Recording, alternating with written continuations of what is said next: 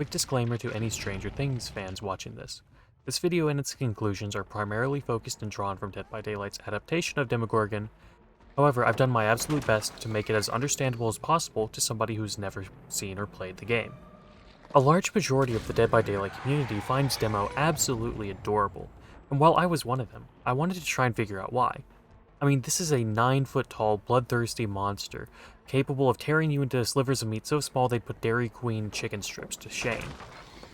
This infatuation is so common in the community, there was no way it was just me and a few other people being weird in a corner somewhere. There had to be a reason for this. And after hours of watching and reading needlessly wordy essays, websites, and documentaries, I finally came up with a theory I believe solves this question. Demogorgon partially activates the same parts of your brain that a baby does. Which sounds wild, I admit, I know. But the more I looked into this, the more I realized there might actually be some weight behind this absolutely insane theory. I'm going to try and explain everything as best I can while also trying to keep it as simple as possible just for entertainment's sake. So here we go. Way back when, babies were incredibly dependent on their caretakers, and if anything happened to their caretakers, they would be at the complete mercy of the world. To help combat this and potentially help them replace their caretakers, babies developed features that humans find cute to try and entice humans to take better care of them.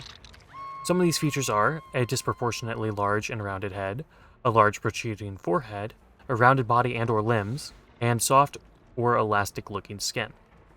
Humans perceive creatures with these features as mostly tender, non-threatening, and in need of care. If we look at Demogorgon with his mouth closed, we see a creature with a large, rounded head, a perceived large forehead in the form of the top flap.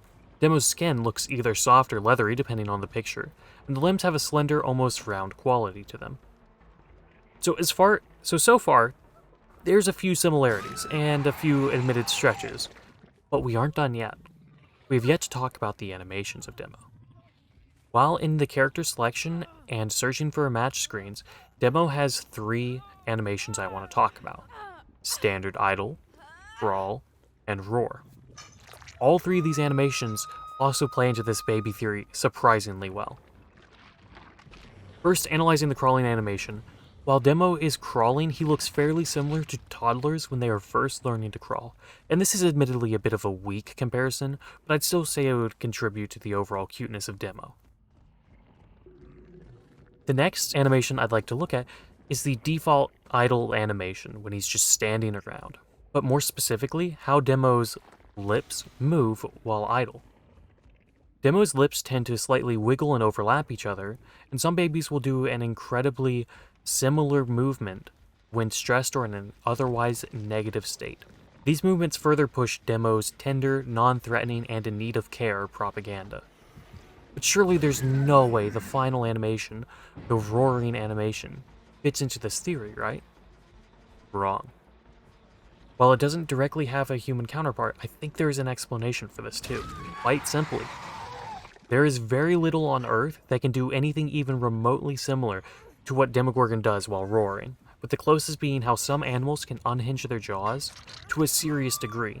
However, pre-internet, humans were very unlikely to see this. Be warned, what I'm about to say is probably the most reachy and honestly insane thing I've ever said on this channel, and that's saying something.